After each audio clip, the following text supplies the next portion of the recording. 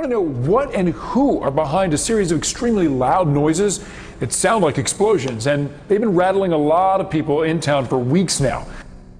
Morning, guys. I got some trending news this morning, and we're starting with this story that was in the Jerusalem Post that is now being picked up and broadcast all over the place. It's been trending on Twitter since it was posted, and we'll just get into it here. The story quotes the former head of Israel's space program. That's according to Israel's former space security chief. In an interview with an Israeli newspaper, he said the aliens have been waiting until today for humanity to develop and reach a stage where we will understand in general what space and spaceships are. Meet Haim Eshed.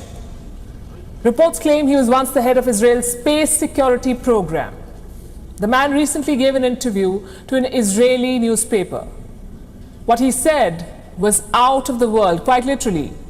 He said aliens not only exist, but have also made contact with humanity. That should be great news.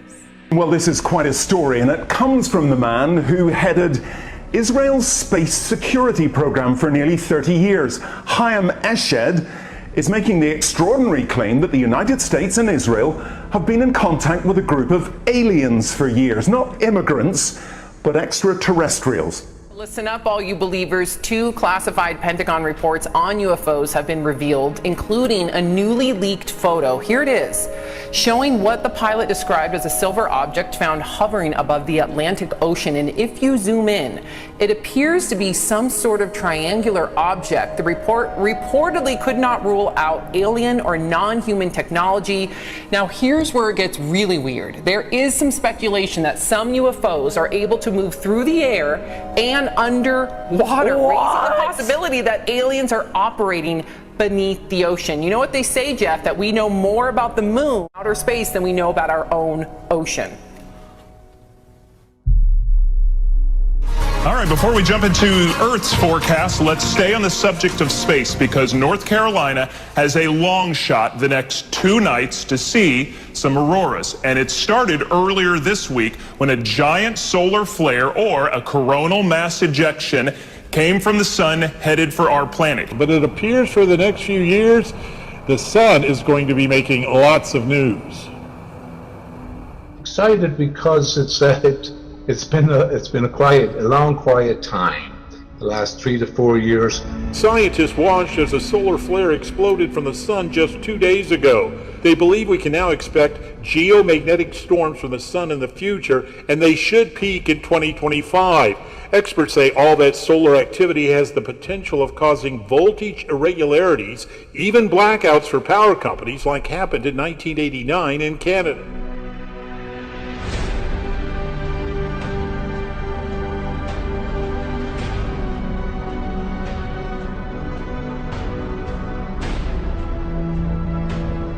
Was what scientists call the 6th extinction, the massive dying off of animal and plant life that is happening today.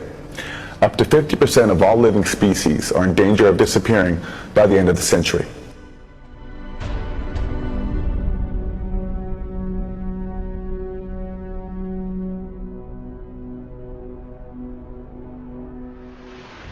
The figures are staggering. She writes, quote, "It's estimated that 1/3 of all reef-building corals, 1/3 of all freshwater mollusks, 1/3 of sharks and rays, 1/4 of all mammals, 1/5 of all reptiles, and 1/6 of all birds are headed toward oblivion. The losses are occurring all over, in the South Pacific and in the North Atlantic, in the Arctic and the Sahel, in lakes and on islands, on mountaintops and in valleys." To say the least, a chilling title, the 6th extinction. So take it forward. What does that mean exactly? Well, as Aaron mentioned, there have been 5 previous. I guess we call them major mass extinctions, because I should say there's sort of an oxymoron. You can also have a minor mass extinction, but 5 major ones that we see in the fossil record.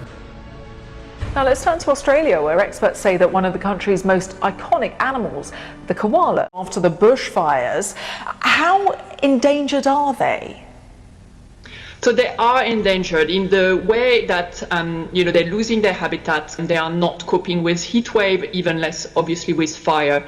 So they are declining across most of their range. The sad reality is that many more other species are declining even more than the koala. So it's kind of a trend that we see across all animals at the moment. And his theory was that animals only went extinct in these catastrophic waves. Something happened, the planet changed. Otherwise, why else would they go extinct? And then a naturalist named Charles Lyell, who was Charles Darwin's mentor, came along, and he said, that's ridiculous. We never see these catastrophes. They don't happen.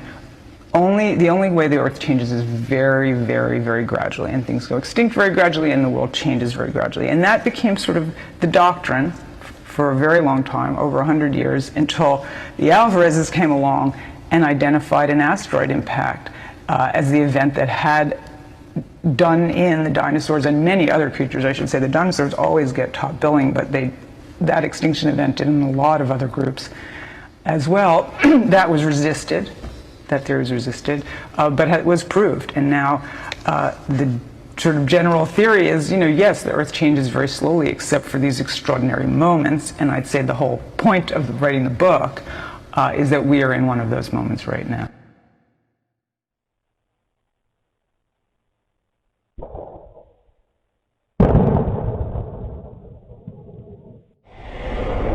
We live out here because it's quiet. They say it's disturbing the peace and quiet that people in Mullica Township are used to. Oh my God. Yes, I just heard a really loud bang, like it shook the entire house. Over the past month, police have gotten numerous 911 calls. There was just a tremendous explosion nearby. From folks hearing extremely loud noises that sound like explosions. It's been happening once a week. I mean, it's almost blowing our houses off the foundation. Over the weekend, they were so close to my house that it made us uneasy, that just something's not right. A little bit between a shotgun and a cannon. It just sounds like it's a bomb dropped from a plane. The repetition was just seconds apart. It just just put questions in my head. Are we being invaded, or that kind of thing? That's how severe it was. Exactly. They're living in the center of Earth, just like they're living in the center of the moon. He thinks they're in the moon. Oh, Jeff has his candy shell He Skittles thinks the moon's theory. inside out. He's not going to let go of that. I like it. I think we have a lot to learn when it comes to alien life. I think it's all been classified for a reason. I think it's dripping out. I think most people know. I think most people think there are. We're starting to. I think we know the tip of the iceberg, bro. All right. Okay. All right. I know we're at a frat bar. Let me turn my hat backwards. Play some darts. Beer pong. I am here to discuss the so-called flying saucers. Since 1947, we have received and analyzed between 1,000 and 2,000 reports.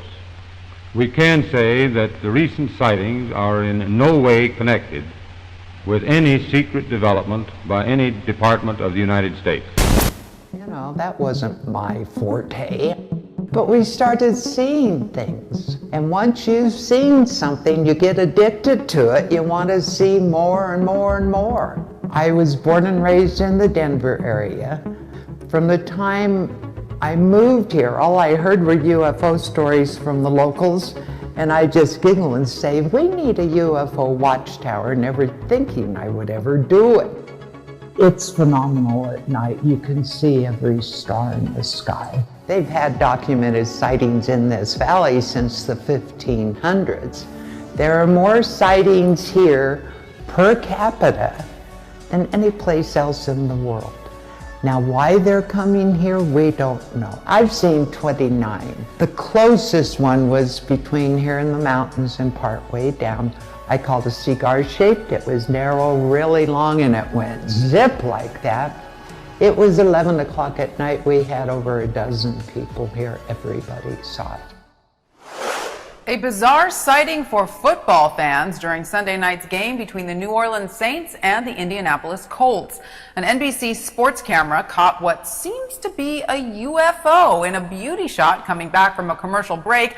When the video is slowed down, what looks like some sort of lit up object can be seen in the sky behind New Orleans' St. Louis Cathedral. Now, we'll let you decide whether this counts as a UFO sighting, but the mystery remains as to what those lights actually were. Branch of Israel's defense ministry is 87. He was very well respected, at least until now. And he said all this in an interview with an Israeli newspaper in Hebrew, but it's really taken off after parts of it were published in English by the Jerusalem Post today. He says he's come forward now in the hope that his news will be accepted as true. He notes that if he'd made these claims 5 years ago, he would have been hospitalized, but now he says, I've got nothing to lose. Well, so far, President Trump has not tweeted about this, though remember a year ago, he did set up the Space Force as the fifth branch of the US Armed Forces. Well, we did ask the White House, the Department of Defense, and Israeli officials to comment. So far, they have not responded to the NBC News request. And I wonder if they ever will. A lot of people digging into this now and wondering who this official is, who's stepping forward, but apparently this person was referenced in the New York Times about 10 years ago as, yes, indeed working for the Israeli Space Agency, but this is kind of coming out of nowhere. Well, the retired general says the US and Israel have kept it from the public because, quotes, humanity isn't ready and the aliens don't want to reveal themselves until humanity can evolve, he says, and understand what space really is.